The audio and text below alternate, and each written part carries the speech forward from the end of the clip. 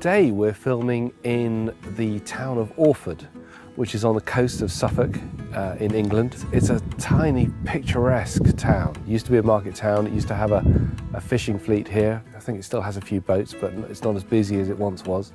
And we're now in a very old, hundreds of years old pub, which is standing in for the fictional pub, The Two Brewers, which is set in the fictional town of Danebury, where Detectorists is set.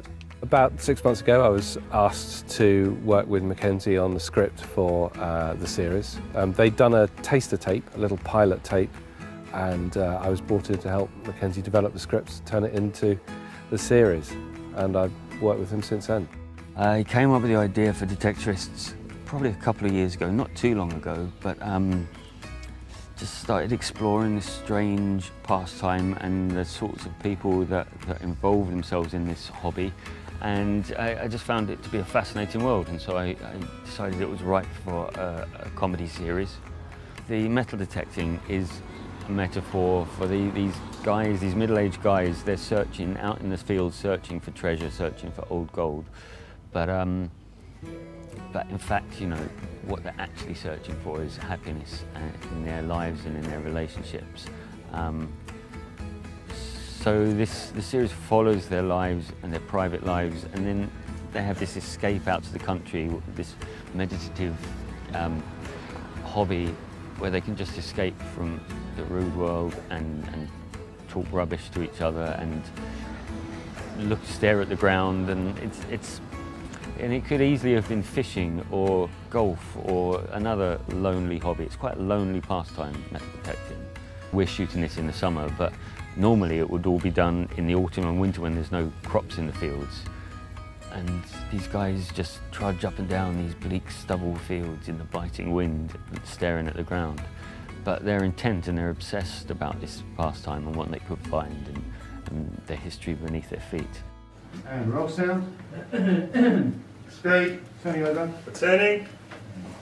So the scene we're filming today is the pub quiz scene from the episode 4, where Andy and Lance have split up. They've had a row over Andy going off and discovering gold on his own without Lance.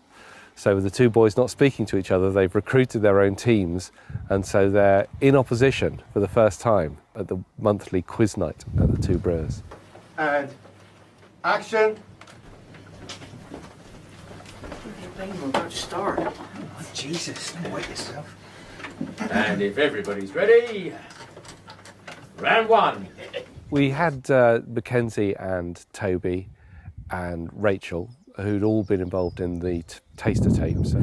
We had a cast for the other parts in the series, and that process has taken us a couple of months, but all the actors have just been charmed and entranced by the quality of the writing and just the beautiful setting and idea behind Detectorists. So we've been able to attract a really top-rate cast. It's been marvellous, actually, great fun.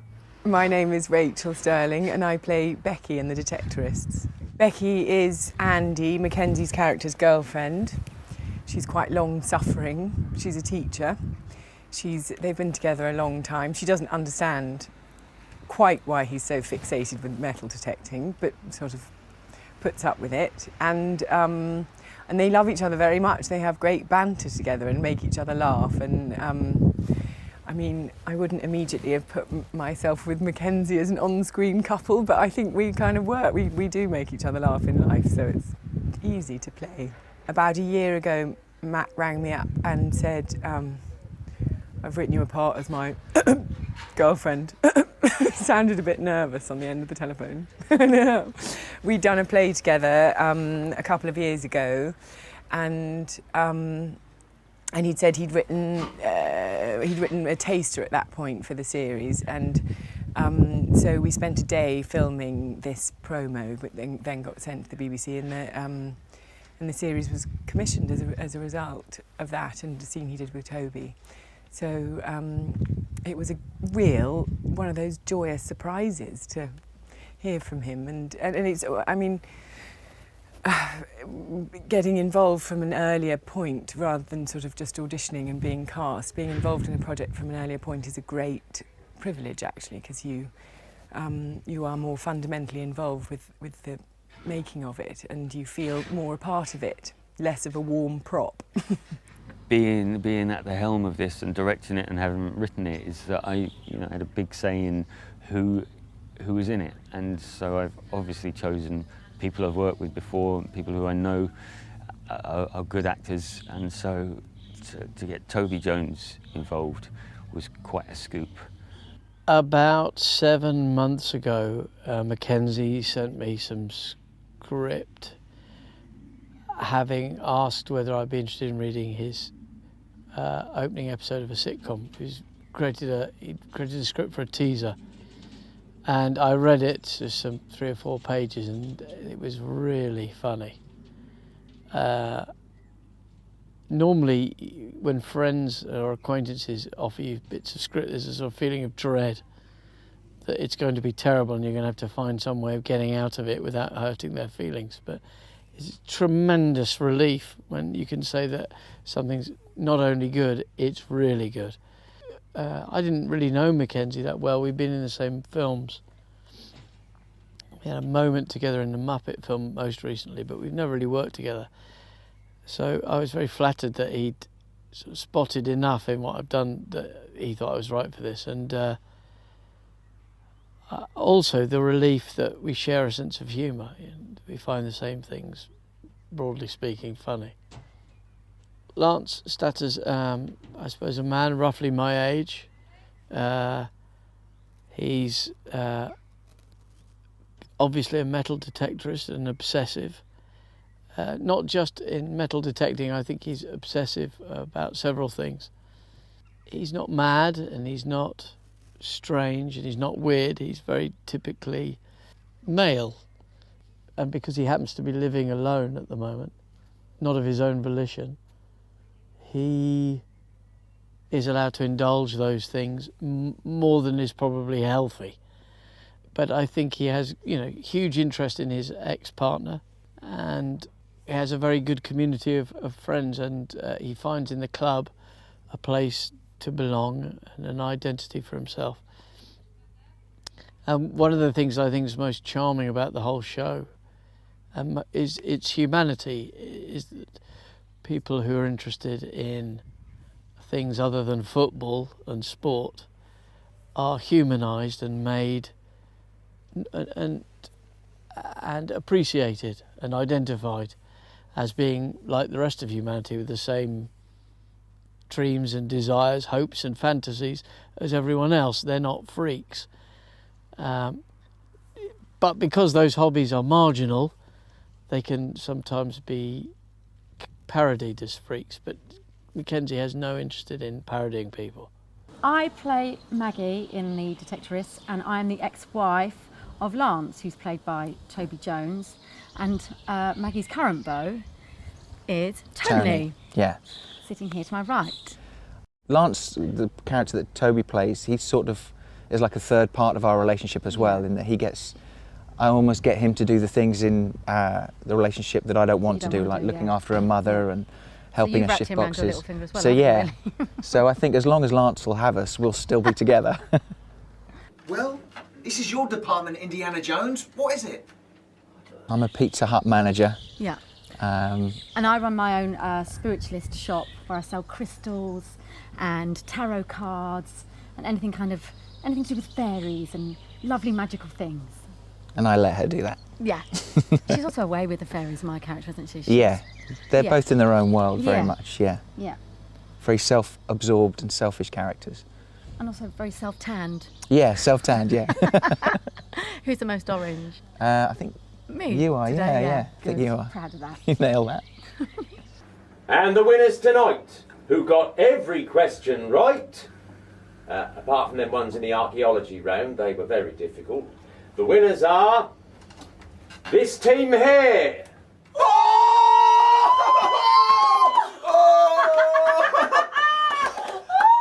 Now, there's no real story about how we got together, but I think it's sort of suggested that there was a crossover between Lance. Oh, Is there? Do you think? No, I think Lance was. Oh, probably towards the end, possibly. Right. But I don't think it was a massive crossover. I don't. The suggestion came from me, clearly. I like to think. Not the script. Yeah. I like to think that she was done and dusted with Lance. Really. Oh, that okay. She wasn't an adulteress. Yeah. You know, I'd like to think that, really. We met in a club somewhere, I would have thought. Or Pizza Hut. I Oh, probably yeah. came in and bought a deep pan pizza. And I gave you some dough balls on top. Yes, please. I worked with Mackenzie Crook back in 1993 or something horrible like that. And Mackenzie asked me if I'd like to take the part of Maggie. And that was that really. I couldn't resist. I read the script and just thought it was hilarious and it'd be an honour to play Maggie. And then that was that. And I just came the traditional way. A wonderful casting director, Catherine Willis, got me in and did the audition, read the script, saw the cast was terrific, and then got really excited when I got the part. I'm Amy Fiona Edwards and I play Sophie. I came to appear in this series through working with Mackenzie Crook in the past on a play called Jerusalem. And he's been working on this for quite a while, and he called me in to audition for the part. I play Sophie, who is a ancient history student at the local university, and she's originally a part of the Antique Researchers group, who are a detectorist club, and they ask her to spy on some of the other members of another group to try and steal some permissions, and that way I just get involved with the two lead characters, Lance and Andy, and become friends with them. Yeah, there's been a lot of surprises. You know, I wrote all the dialogue and I had a clear idea in my head how it should be delivered, how I expected it to be delivered. But of course, every actor brings their own interpretation of the lines, and that's been fascinating to see how something I wrote can be reinterpreted and made better. And yeah, with the likes of Toby and Amy Fiona and Rachel, they're constantly surprising me with better readings of lines that I've written. You know, it's so that's fascinating. Being in The Office and Pirates of the Caribbean opened up so many doors for me that you know, people now know who I am, which is such an advantage in getting work in this industry. You know, I have many friends who are brilliant actors but haven't had that that break early on and have struggled, and some have eventually given up even though they're superb actors. So no, I'm extremely lucky to have been involved in those two, and yeah, others that have got massive followings. Mackenzie is just, he collects tortoises and he's quite like a tortoise. He's very quiet and unassuming, but we all want to please him. He's got great power's the wrong word because he's not really a power mongerer, but he's just very quiet and considered and bright and encyclopedic in all things he turns his energy to. You know, if he wants to find out about metal detecting or growing a forest in Essex where he has a plot of land, or whatever it is, he really gets to the root of it. And no, he's incredibly bright and fun and unassuming and a joy to work for. And he does all three roles with great generosity, and yeah, we all love him. We want to please him. We're like that. Do you like it, Mackenzie? Do you like it? I had such a clear idea in my head of how it should look that it was a natural thing to want to direct it myself because I had such a clear idea. And so that's what I'm doing, and it's the first time I've directed something, and it's kind of daunting, but I think it's going really well. You wouldn't know that Mackenzie was a novice director at Yeah. all. You really wouldn't know, apart from him telling us about his fears and his nervousness about it. Not a trace of it, really. Yeah. You'd think he'd been doing it for years. And as a performer as well, it's actually a bonus, really, Yeah. to have a performer as the director, because he just knows what to say, what not to say, what to kind of let you go with. And having written it as well. And he written just it as well, yeah. He just knew exactly how he wanted it to look, how he wanted it to feel. Yeah. And to have that kind of backing behind you, you just feel very safe and in good hands. A confident vision, that's always easy for us to kind of work within, I think. It's hard work when I'm in the scenes. I really prefer prefer it when I'm not in the scenes and I can actually concentrate on the performances and direct the other actors. It's very difficult to know whether I've done a good performance, and I'm relying on the producer Adam to tell me whether he thinks that my performance is any good, because I don't know, watching myself on screen has always made me cringe a bit. It's hard to direct myself, but it is an enjoyable process.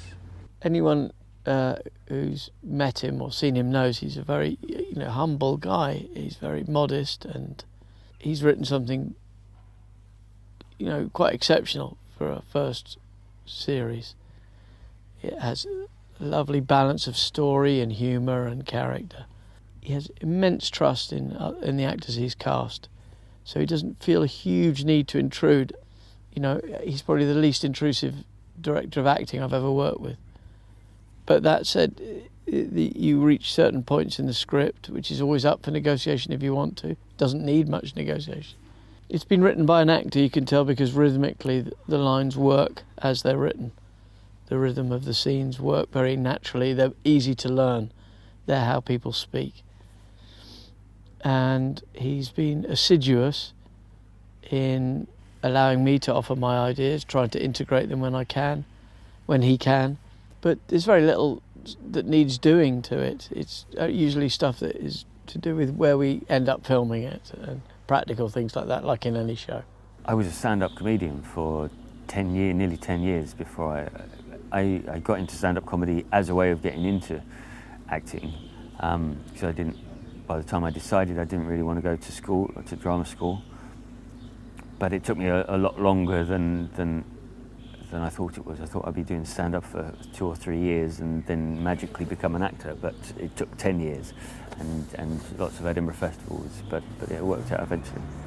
Comedic influences, well, I mean, I'm basically a character comedian, a character actor, and so, the greatest of them, Peter Sellers. I grew up watching all of Peter Sellers' stuff, and then more recently Steve Coogan. There's no better character actor than Steve Coogan. Yeah, I mean, I watch a lot of comedy, so yeah. When you read a comedy script, the comedy of it is registered in gags, in one-liners, in smart-ass remarks to each other. And here it's not like that. It begins with character. And how you spot that is that, like in a non-comic play, like in a regular play or a regular screenplay, everyone needs something. And that need is articulated here as treasure. So there is the obvious treasure that everyone is seeking, but every single character has, as in a proper drama, has a need, has a treasure that they're looking for. So it works on those two levels. You don't have to worry about the comedy. The comedy's dealt with. You just have to play the characters. Yeah, we've been filming all around Suffolk, in a lot of it in Framlingham, where we're based, and it's beautiful countryside, it's beautiful English countryside to film in. So it's going to look really bucolic and lush. I've managed to organise a location just far enough out of London so they can't go back to the big city every night. So they're all holed up in a lovely hotel in a very picturesque town in Suffolk. What's not to like about that? They're enjoying themselves immensely. Yeah, well, I've got to know Suffolk a bit. On my days off, I've been gallivanting around the countryside and have really fallen in love with this part of the world. didn't really know East Anglia at all. But I think the way we've shot it, and well, because the story is set in the landscape, and the way the DOP has shot it and got great close-ups of the natural world around us, I think we're really kind of selling this place to its best effect. It's a ravishing bit of England I didn't know before. Yeah, it's lovely. Yeah. We want to move it, not together, but we actually want to. The characters. Well, even me personally, I'd actually like to buy somewhere around here. It's so beautiful. We're very lucky working around here. Yeah, it's really nice. And just the weather as well has been terrific as well, so that really feeds into it, everyone's kind of mood. But yeah, it's perfect location. Very pretty. It has been one of the funniest things I've ever done. Literally living the dream. It's just been like beautiful weather. And Suffolk is so gorgeous as well, and the people around here are wonderful. And it hasn't felt like work at all. And a lot of laughing. I think I've met the funniest people in the world on this job. I'm thrilled to bits. This is only our second day, This is isn't our it? second day, yeah. But it's great. It's sometimes you walk into a show that's already been filming, and it can be quite a difficult introduction into that, a baptism of fire, really. Whereas this, it was so easy, wasn't it? It was just Well- like joining a river. It was- Oh, the cast, I mean, you know, the cast have just been so welcoming to us, and we've just not stopped laughing, really, have we? Yeah. I've been professional as well at the same time, Yeah. haven't we have to say that. Yeah, of But course, we yeah. haven't stopped laughing, and it's just a very relaxed and a nice working environment. Yeah, encouraging environment, and that's Yeah. great for comedy because it just makes you create and just have fun with it as well, and Yeah, it's true. do the script and then you know, kind of Make add it stuff. bigger, increase your part, make Yeah, your part increase- bigger, yeah, exactly. as we've both been doing. Just keep talking. They won't cut. We hope. The locals have been very welcoming and not too intrusive. They haven't seemed that interested in us. Occasionally we go out and, as Toby says, get looked at, but not often. And they seem quite pleased to have us, I hope. There hasn't been an awful lot of filming in the east of England. I think that's changing, but we're ahead of the trend, definitely. And as a result, no one's kind of had their experience spoilt by having film crews trampling all over their lovely heritage. And actually, we've had nothing but a great experience with the locals. They've thoroughly enjoyed having us, and we've even thoroughly enjoyed intruding on their lives. It's just been one of life's joyous jobs. We feel very lucky indeed. Well, I don't think I've ever done comedy before, so it's been really fun to work on a comedy that I have absolutely no doubt about. When you're reading a comedy script, there's always a slight anxiety that you might be going mad in thinking it's funny, but it's so clear with this. I understood every single situation because it works as a story and it works as a drama primarily. And that's been a huge relief. So I've really enjoyed how easy that process has been. Even on a big movie, often on a big movie, when you're working on a big script that's shot over a matter of months, there's constant wrangling over little corners of scenes and what might or might not be eventually needed. And here, there's a great pleasure in the momentum of it. Also, there's really funny actors you're working with, and that's just pleasure to work with them, you know. So I have a metal detector, and I have some land in Essex where I have detected, but I could never call myself a detectorist because the guys that do this properly, they are completely immersed in it, and the research they do and the time they spend out in the fields is amazing. And so yeah, it's not really a hobby of mine, but I do find it fascinating. Whilst we've been shooting this, I found mainly shotgun caps. I learned very early on not to switch my detector on while we were filming, because if we were out there in the fields trying to act and you get a good signal, it's almost impossible to ignore it, and you have to walk past it. So I've never been turning my detector on, but at lunchtimes, been going out, found mainly shotgun caps. We had a day off the other day, and I went out to a field that I'd got permission to detect on, and I found a musket ball and tiny little buckle, which I find incredibly exciting. It just, I don't know, that somebody fired that, who knows when, maybe during the Civil War, and that's fallen off of somebody's clothing at some point in the past, who knows how many centuries ago.